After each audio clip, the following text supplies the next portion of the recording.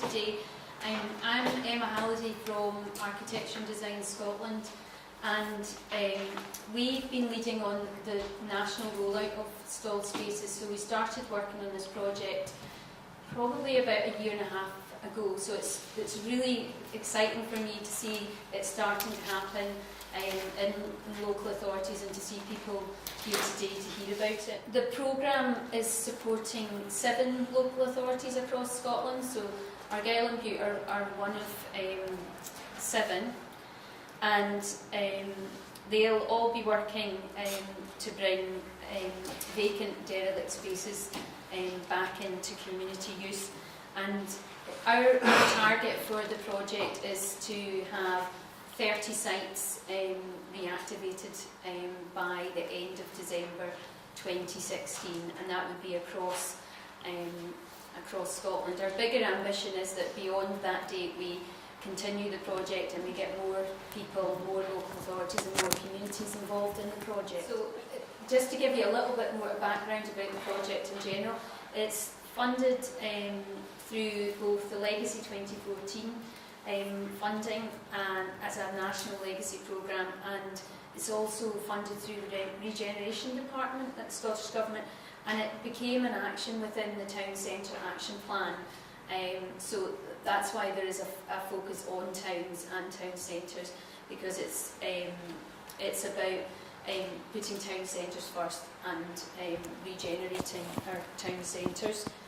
We've been working really closely with Glasgow City Council in the development of the project, because Glasgow over the past 5 years, from 2010, they've been running a stalled space programme within the city of Glasgow, and over that period they've funded over 80 different projects now. Irene's going to be speaking about one that received funding through that through the initiative. And they've transformed over 25 hectares of land over that period. Some of those projects have come and gone, and some of them, although all are funded as temporary projects, some of them are still going 3 years on, and very successfully. So the sites, the spaces that are being funded are either private developers' land that have basically stalled, often due to the recession, and they're waiting development, or they've been sitting long term. In Glasgow, quite a lot of the spaces are actually owned by public bodies through our Glasgow City Council owned land. Vacant derelict spaces that have got no immediate long term plans, and also unused open space, or in planning terms they call it amenity space, and these are often council maintain little pockets of land that are just green space. This actually shows a very tidied up example, because Glasgow during the Commonwealth Games actually did quite a lot around these kind of green amenity spaces. But sometimes they're around housing developments and no one's quite sure who owns them, and nothing much happens on them. So it's also about communities being allowed to do things on these bits of public space. I'm just going to talk a bit about the benefits of the programme that have been demonstrated in Glasgow. They've definitely turned problem spaces. Often these spaces are eyesores in people's local environment, and it's turned them into an opportunity.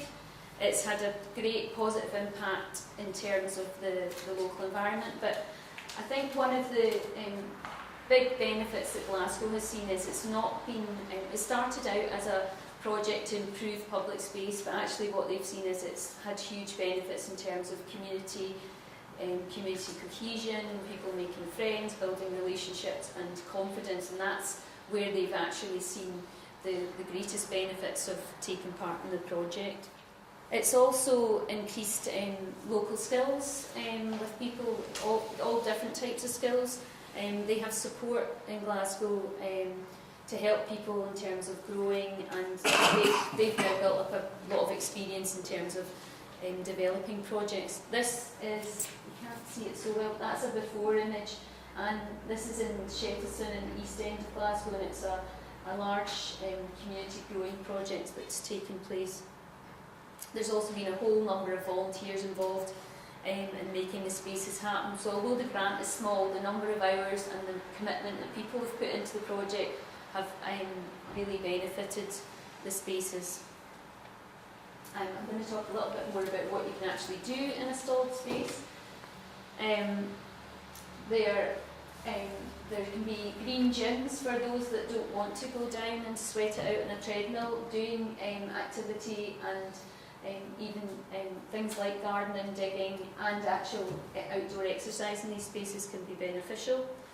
This is a space that was owned by McTaggart and McNichol. It was for housing, and a local sports group developed it into a mountain bike track for the local children to use in a sort of wildflower space.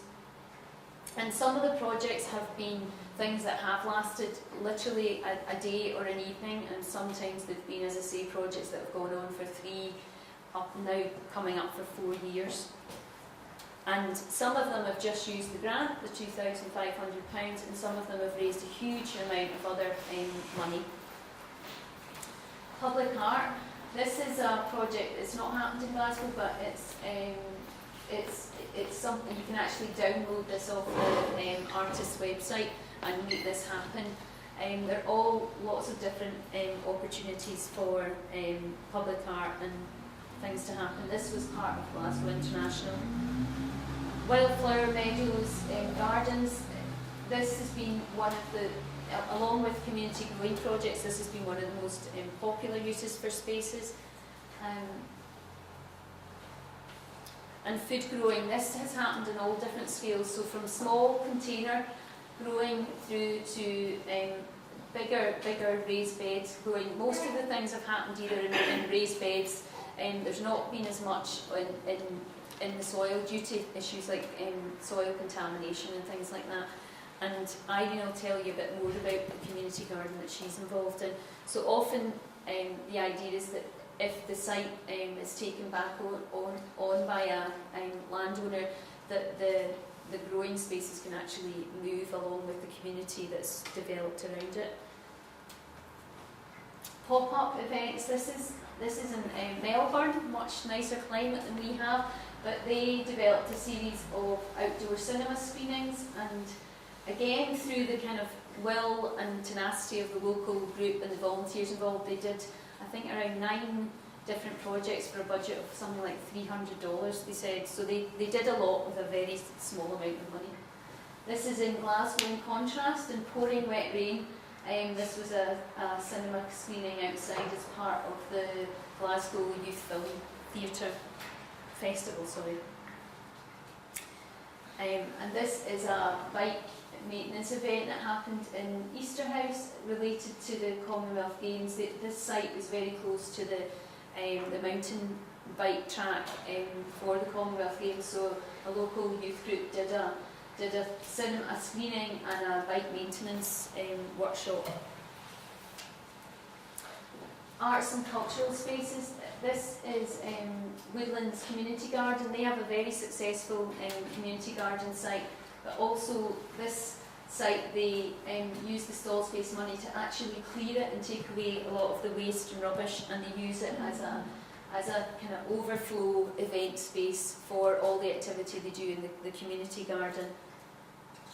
Eventually they are hoping to take ownership of this site and put in artist studios, but that is a much bigger project that they're applying for lottery funding for. This is a site by Glasgow River. This was transformed just over the summer to create a space for children, families.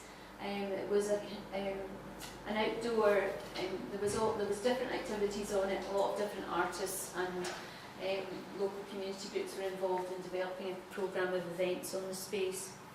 It was called the Forgotten Island. This image is used a lot because it's so stunning. It's a group of artists took on a site and developed a space for artist residencies. They had a little bothy on the site where they did different projects, and money was used to create a wildflower meadow on the space. Community gardens, I've mentioned. This is the one Woodlands Community Garden. It's pretty much been constructed entirely using pallets, and it's one of the ones that doesn't have any perimeter fencing. It's open to the community, and they do a whole number of great activities there. They have a community cafe and lots of different growers and people involved. And this is another one in the north of Glasgow, the Concrete Garden. Heritage local interest groups. This is a group of people who were part of the Greet Thompson 60 Steps Preservation Trust. This is a set of, basically, in very basic terms, it's a set of stairs, but it's a very important set of stairs. It's designed by Greet Thompson, and this group look after it. They tidy it up, and they did a small project to let people know about the history of this area, and they used the money to create a seating area and information plaques that tell people about the history of the place. Again, they are moving to a much bigger application to develop the whole area, but Stalled Spaces has been a catalyst to allow them to do a first stage. So it allows people to try things out for the first time and get to know each other a bit better and things like that. Performance spaces. Natural play. There's been quite a lot of areas in Glasgow that have developed natural play, working with the Forestry Commission or the local parks groups that provided timber logs and things to make play spaces. Marketplaces. Rain gardens. This is sustainable urban drainage, so rather than all the water going down our drains, we're creating spaces that gather the water and put them back into the plants and into the ground. And that's everything. Thank you very much. If you've got any questions, just please feel free to ask.